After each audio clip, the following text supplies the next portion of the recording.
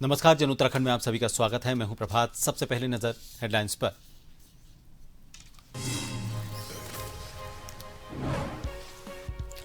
उत्तराखंड में डिजिटल जनगणना की शुरुआत। मुख्यमंत्री ने स्वगणना पूरी कर अभियान का किया शुभारंभ। कहा, पारदर्शिता और सटीकता से योजनाओं को मिलेगा नया आधार।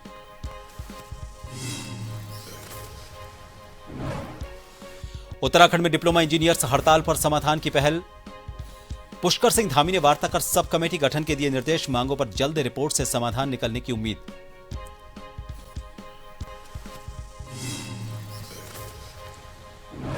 मुख्यमंत्री ने सचिवालय में की विकास कार्यों की समीक्षा। सीएम धामी ने अधिकारियों को त्वरित समाधान और समयबद्ध काम पूरा करने के दिए निर्देश। मानसून, वनाग्नि, बिजली, पानी पर विशेष रहा जोर।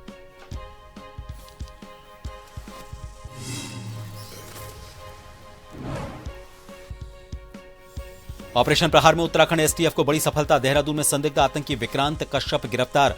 पाकिस्तान से जुड़ा नेटवर्क हुआ उजागर, साजिश हुई नाकाम।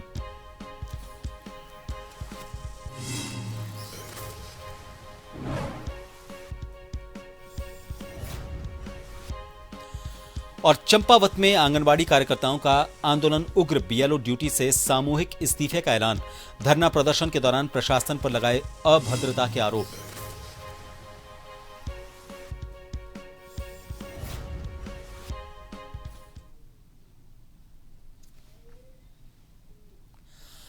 मुख्यमंत्री पुष्कर सिंह धामी ने सचिवालय में नैनीताल और उधम सिंह नगर जनपद की विधानसभाओं से संबंधित विकास कार्यों की समीक्षा की। मुख्यमंत्री ने अधिकारियों को कड़े निर्देश दिए कि जनप्रतिनिधियों द्वारा उठाई गई समस्याओं का त्वरित और प्रभावी समाधान सुनिश्चित किया जाए।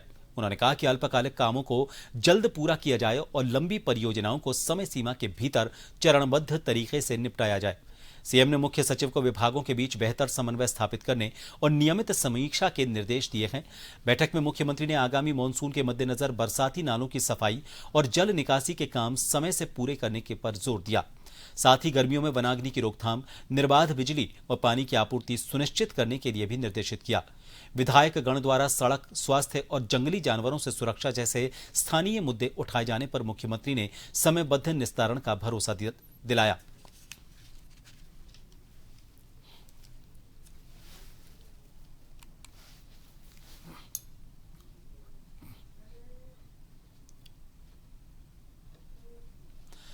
उत्तराखंड में अपनी मांगों को लेकर हड़ताल पर चल रहे डिप्लोमा इंजीनियर्स और सरकार के बीच समाधान की पहल शुरू हो गई है। मुख्यमंत्री पुष्कर सिंह धामी ने मुख्यमंत्री आवास में उत्तराखंड डिप्लोमा इंजीनियर्स महासंघ के पदाधिकारियों के साथ विस्तृत चर्चा की। महासंघ ने पदोन्नति, वेतनमान और पुरानी पेंशन समेत अपनी 27 सूत्रीय मांगें मुख्यमंत्री के सामने रखीं। मुख्यमंत्री ने मांगों को गंभीरता से सुनते हुए उनके परीक्षण के लिए एक सब कमेटी गठित करने के निर्देश दिए। ये कमेटी मांगों का गहन अध्ययन कर जल्द अपनी रिपोर्ट सौंपेगी। मुख्यमंत्री ने कहा कि सरकार इंजीनियर्स की समस्याओं के प्रति संवेदनशील है और संवाद के माध्यम से समाधान निकाला जाएगा। उन्होंने विकास कार्यों को सुचारू रखने के लिए इंजीनियर्स से सहयोगात्मक रुख अपनाने की अपील भी की, ताकि जनहित के कामों में बाधा न आए।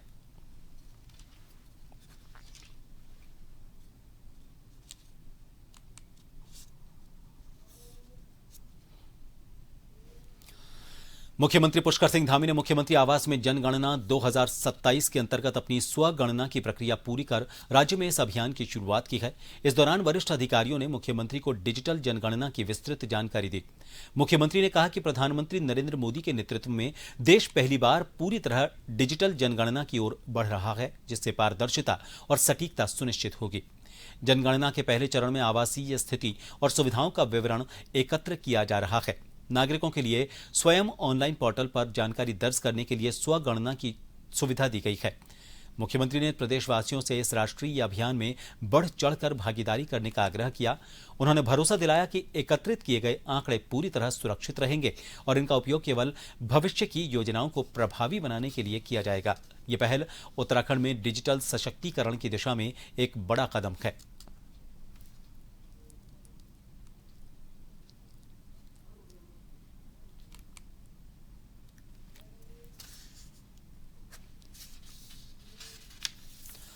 उत्तराखंड एसटीएफ को ऑपरेशन प्रहार के तहत एक बड़ी सफलता हाथ लगी है। एसटीएफ ने देहरादून के प्रेम नगर झाझरा इलाके से एक संदिग्ध आतंकी विक्रांत कश्यप को गिरफ्तार किया है। इसके पास से 32 बोर की पिस्टल, 7 कारतूस और मोबाइल बरामद हुआ है।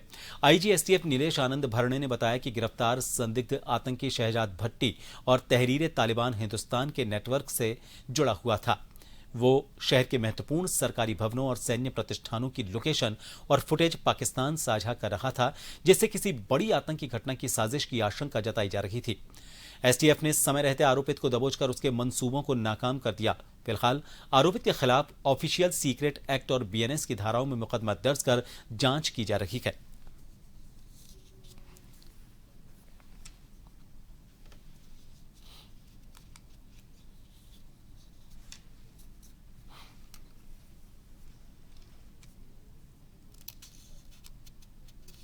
जो है हम लोग इसमें कई जो है हमारी चेकिंग और बाकी सर्विलांस ये सब चल रहा था, जिसमें हम साइबर पेट्रोलिंग वगैरह भी उसी का पार्ट है।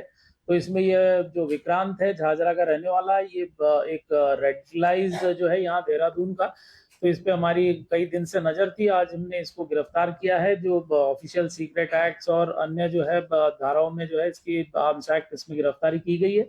तो ये कई समय से जो है पिछले कई समय से जो है राष्ट्र विरोधी गतिविधि में इन्वॉल्व था। ये जो गैंगस्टर है, जो लॉरेंस बिश्नोई या शहजाद भाटी से ये टच में आया, उससे एनक्रिप्टेड कॉल्स से ये कॉल पे टच पे था। उसके अलावा उसका जो हैंडलर है राना, जो कराची बेस्ड पाकिस्तान बेस्ड है, उससे लगातार जो है इसकी रिकॉर्डिंग से इससे जो सीजर्स हुए हैं, सीजर्स में जो है इससे जो एविडेंसेस मिले हैं, उसके आधार पे जो है काफी जो है सेंसिटिव जानकारियां आई है आपत्तिजनक, जिसमें कई इसने फोटो वीडियोस जो है यहाँ के जो वाइटल इंस्टॉलेशन से उसको जो है वो एनिमी जो है टेरिटरीज को जो है वो प्रोवाइड कराए हैं। चंपावत में अपनी मांगों को लेकर अड़ी आंगनबाड़ी कार्यकर्तियों और कार्यकर्ताओं का आंदोलन अब उग्र होता जा रहा है। शुक्रवार को संगठन की अध्यक्ष मीना बोहरा के नेतृत्व में कार्यकर्ताओं ने बीएलओ ड्यूटी से सामूहिक इस्तीफे का ऐलान कर दिया। इन कार्यकर्ताओं का आरोप है कि लोहाघाट तहसील में धरना प्रदर्शन के दौरान प्रशासन ने उनके साथ अभद्र व्यवहार कर उन्हें वहां से जबरन हटा दिया। वे 24,000 रुपये मानदेय और बायोमेट्रिक उपस्थिति खत्म करने जैसी मांगों पर अड़ी हुई हैं। कार्यकर्ताओं ने चेतावनी दी है कि यदि जल्द उनकी सुनवाई नहीं हुई तो आंदोलन और तेज किया जाएगा।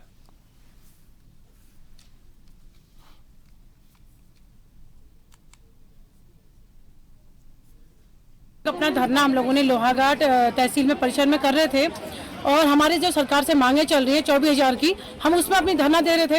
इतने में हमारी उप जिलाधिकारी महोदय वहाँ पे आती है। उनका बहुत ही व्यवहार, उस व्यवहार को देख के तो शायद मन इतना खराब हुआ है कि हम समझ ही नहीं पाए कि उन्होंने ऐसा व्यवहार हमारे साथ क्यों किया।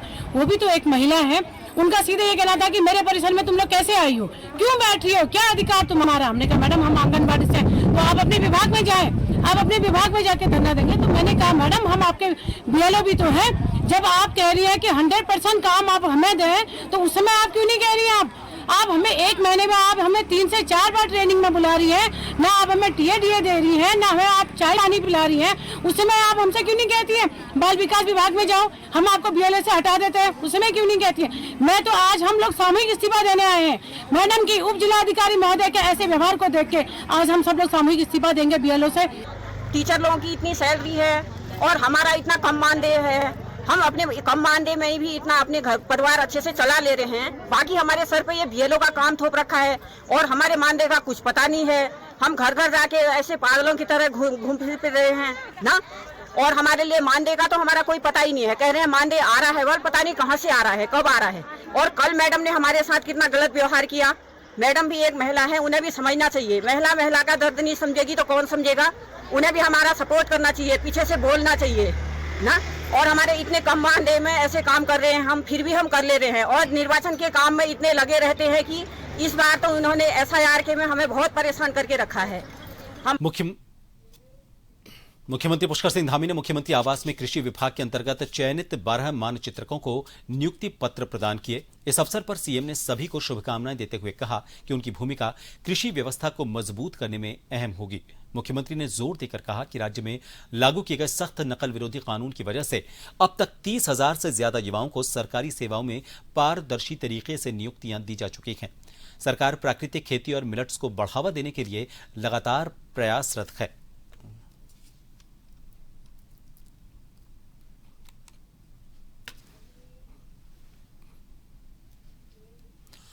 मुख्यमंत्री पुष्कर सिंह धामी ने श्रमिक सेवा मोबाइल ऐप का लोकार्पण कर 8,005 लाभार्थियों के खातों में 17 करोड़ 25 लाख की धनराशि डीबीटी के माध्यम से ट्रांसफर की। सीएम ने बोर्ड को पारदर्शिता बरतते हुए ऑनलाइन माध्यम से सीधे लाभ पहुंचाने के निर्देश दिए। उन्होंने कहा कि पिछले 6 महीने में कुल 19,833 लाभार्थियों को 47 करोड़ से ज्यादा की राशि वितरित की जा चुकी है। मुख्यमंत्री ने अधिकारियों को श्रमिकों के बच्चों के कौशल विकास और योग प्रशिक्षण पर विशेष ध्यान देने को कहा है।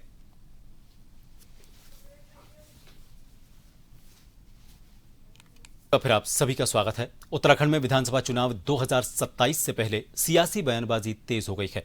बीजेपी प्रदेश प्रवक्ता मथुरादत्त जोशी ने कांग्रेस पर टिकट बेचने का गंभीर आरोप लगाया है। जोशी ने दावा किया कि कांग्रेस प्रभारी केवल टिकटों का सौदा करने के लिए प्रदेश का दौरा कर रहे हैं। उन्होंने पूर्व के चुनावों का हवाला देते हुए कहा कि कांग्रेस में कई सीट पर टिकटों की बिक्री हुई है, जिसे उन्होंने खुद करीब से देखा। इस खुलासे के बाद प्रदेश की राजनीति में नया उबाल आ गया है।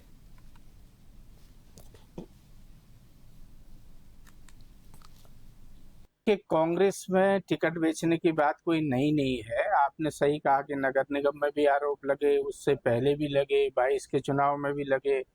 कुछ ने तो अपने प्लॉट की कहते हैं कि रजिस्ट्री भी कर दी थी। कई चीजें हैं, नगद नारायण का भी सेवा करी गई थी। ऐसे ही 2017 में भी बिके बहुत से टिकट। कौन थे 17 में, ये आप देख लीजिए ना। आज भी हमारा अपना मानना है कि ये 2027 के ग्राहकों की तलाश है। ये संगठन को मजबूत करने के लिए नहीं है, क्योंकि 5 साल तक तो कोई प्रभारी आपको 4 साल में कोई यहाँ दिखाई नहीं दिया। अब चुनावी वर्ष है कि आप मजबूत करने आ रहे हैं कि आप ग्राहकों की तलाश करने आ रहे हैं। उत्तराखंड में आपदा प्रबंधन और चारधाम यात्रा की सुरक्षा के लिए अब सुपर ड्रोन का इस्तेमाल होगा। आपदा प्रबंधन विभाग ने निगरानी और राहत के लिए यह हाईटेक ड्रोन एसडीआरएफ को सौंपा है। यह ड्रोन सामान्य ड्रोन के मुकाबले कई गुना ज्यादा सक्षम है। एक बार उड़ान भरने के बाद करीब 60 मिनट तक हवा में रहेगा और 5 किलोमीटर के दायरे में निगरानी कर सकेगा। खराब मौसम और दुर्गम पहाड़ी क्षेत्रों में भी यह प्रभावी तरीके से काम करेगा। इसका संचालन एसडीआरएफ की टीम ही करेगी। एसडीआरएफ कमांडेंट अर्पण यदुवंशी ने बताया कि चारधाम यात्रा के दौरान इस ड्रोन से भीड़ प्रबंधन और यात्रा मार्ग की हर गतिविधि पर नजर रखी जाएगी। आपदा के समय यह तुरंत सूचना उपलब्ध करवाएगा। ड्रोन के संचालन के लिए एसडीआरएफ के जवानों को विशेष प्रशिक्षण दिया गया है।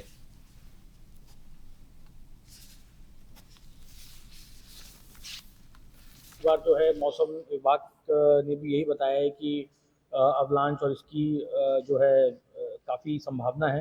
तो एसडीआरएफ का इस बार जो डिप्लॉयमेंट है, हम जो है पिछले साल की तुलना में 20% ज़्यादा कर रहे हैं।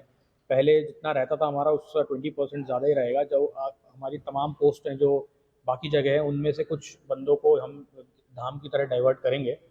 ये सभी जो लड़के हैं ये सभी ट्रेंड हैं, और विशेषकर मेरा जो श्रद्धालु हैं उनसे मेरा अनुरोध रहेगा कि आप यहाँ आए तो जो भारत सरकार की यूएसडीएमए की जो ऐप प्रणाली है, सचेत प्रणाली है, उसको ज़रूर डाउनलोड करें, क्योंकि ये जो हमारा उत्तराखंड क्षेत्र है ये आपदा के दृष्टिगत बहुत सेंसिटिव है। ऐसे में ये सचेत ऐप और जो पुलिस और एसडीआरएफ जो आपके लिए दिशा निर्देश, डूज एंड डोंट्स जो आपके लिए बनाते हैं, उसमें उसका ज़रूर पालन कीजिए। जो ये हमारे पास ड्रोन है, सबसे पहले ये मेड इन इंडिया है, और जो इसका काम है मेनली सर्विलांस का होता है। इससे सर्विलांस कर सकते हैं हम, किसी भी क्षेत्र की मैपिंग कर सकते हैं। और दूसरा क्या है कि इसमें नाइट विजन कैमरा है, तो इसको हम नाइट में फ्लाई करके क्षेत्र की सर्विलांस वगैरह कर सकते हैं। और कहीं का भी हमें डेटा चाहिए कि किसी दूरस्थ क्षेत्र का, तो वहाँ का डेटा कलेक्ट करने में ये बहुत आसानी रहती है। और इसके साथ में क्या है कि इसका रेंज बहुत अच्छा है, 5 किलोमीटर तक इसकी रेंज है। मतलब एक सामान्य एरिया में हम खड़े होकर इसको 5 किलोमीटर तक इसको ऑपरेट करके इसमें हम अच्छे से किसी भी क्षेत्र का डेटा ले सकते हैं। चारधाम यात्रा शुरू होने से पहले आपदा प्रबंधन विभाग पूरी तरह से अलर्ट है। विभाग ने गढ़वाल मंडल के 7 जिलों में मॉक ड्रिल कर राहत और बचाव की तैयारियों को परखा। इस अभ्यास के दौरान निगरानी सीधे राज्य आपदा प्रबंधन प्राधिकरण के कंट्रोल रूम से की गई। कपाट 19 अप्रैल को यमुनोत्री और गंगोत्री के द्वार खुलेंगे। इसके बाद 22 अप्रैल को केदारनाथ और 23 अप्रैल को बद्रीनाथ धाम के कपाट श्रद्धालुओं के लिए खुल जाएंगे। अधिकारियों को सभी कमियां जल्द दूर करने के निर्देश दिए गए।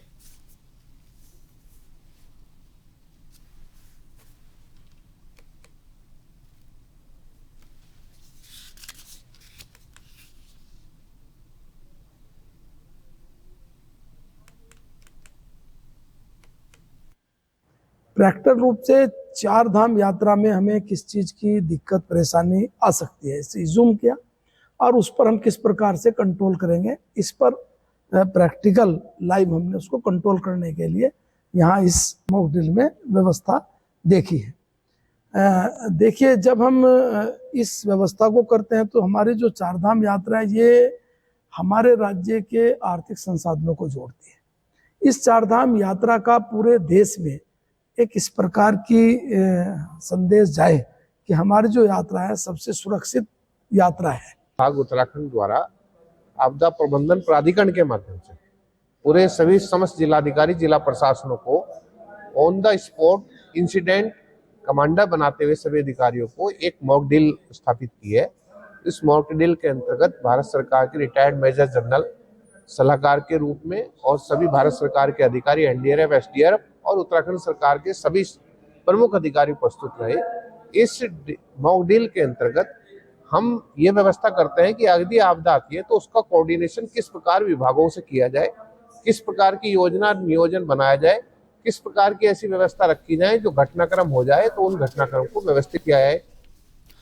रामनगर में अंग्रेजी शराब की दुकानों पर ओवर रेट शराब बेचने की शिकायत लगातार मिल रही है, जिसको लेकर एसडीएम गोपाल सिंह चौहान ने रानीखेत रोड पर अंग्रेजी शराब की दुकान पर खुद 2 ग्राहक शराब लेने के लिए भेजे। इसके बाद इस दुकान पर पुष्टि हुई कि दुकान में बैठे लोग निर्धारित मूल्य से ज्यादा रेट पर अवैध तरीके से शराब की बिक्री कर रहे हैं। इसके बाद एसडीएम ने मौके पर पहुंचकर इस दुकान की जांच शुरू की तो काफी अनियमितताएं मिली। एसडीएम गोपाल सिंह चौहान ने बताया कि इस दुकान पर नियम विरुद्ध तरीके से ओवर रेट शराब बेची जा रही थी। इसके साथ ही दुकान में लगे अग्निशमन यंत्र भी काम नहीं कर रहे थे और दुकान में एक्सपायरी डेट की भारी मात्रा में बियर की कैन बरामद हुई है।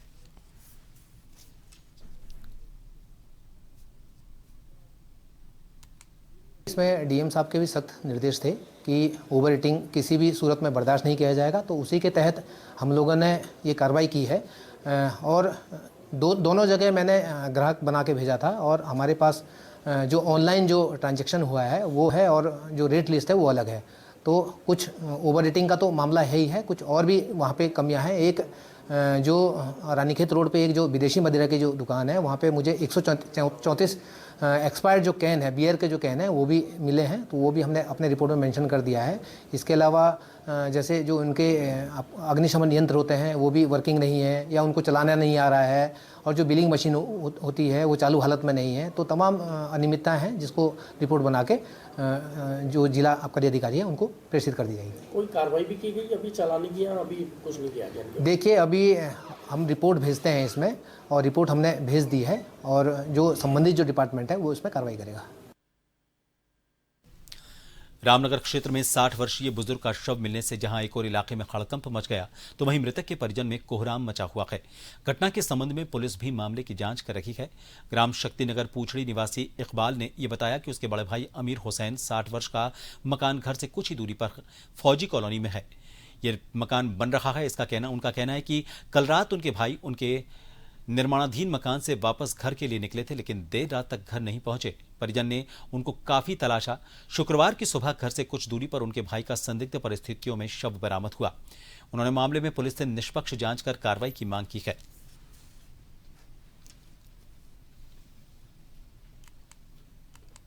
वो जमीन पे से आ रहे थे, वो चल कर आ रहे थे, वो अब लास्ट में क्या हादसा हुआ वो तो उनको मालूम है।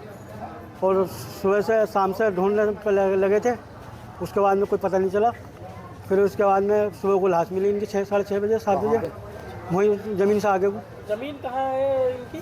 ये गुगुल्ला घट्टी से आगे वो है, इधर नदी के पास में। कितनी उम्र थी इनकी? ये मुझे मालूम नहीं है। इनकी 60 साल उम्र थी। तो पुलिस को सूचना दे दी है? हाँ, सूचना दे दी है। बॉडी कहाँ पे मिली इनकी? बॉडी वहीं उसके पास में मिली, ज़मीन से आगे वो चल के। ज़मीन से? हाँ, जहाँ ज़मीन पे से आ रहे थे लौट के, उसके पास से। रामनगर में एक 27 वर्षीय महिला ने संदिग्ध परिस्थितियों में फांसी लगाकर आत्महत्या की कोशिश की। गंभीर हालत में परिजन ने इस महिला को अस्पताल पहुंचाया, जहां डॉक्टरों ने महिला के गले पर फंदे के निशान पाए जाने की पुष्टि की। प्राथमिक उपचार के बाद महिला की नाजुक स्थिति को देखते हुए उसे हायर सेंटर रेफर कर दिया गया। पुलिस मामले की जांच कर रही है कि आखिर महिला ने आत्मघाती कदम क्यों उठाया।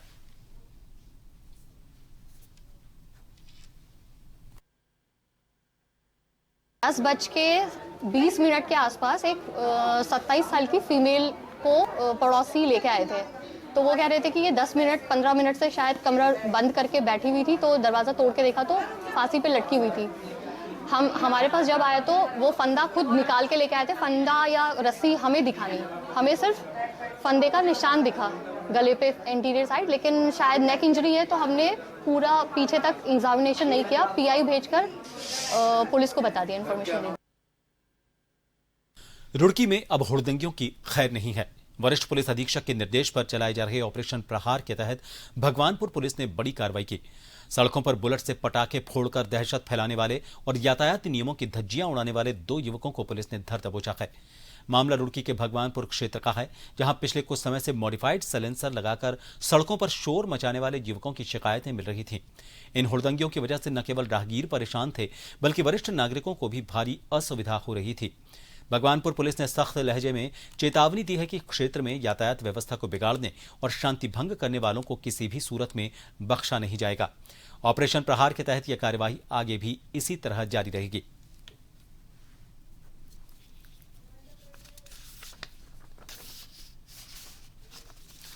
और फिलहाल के लिए इस बुलेटिन में इतना ही। दीजिए इजाजत। नमस्कार।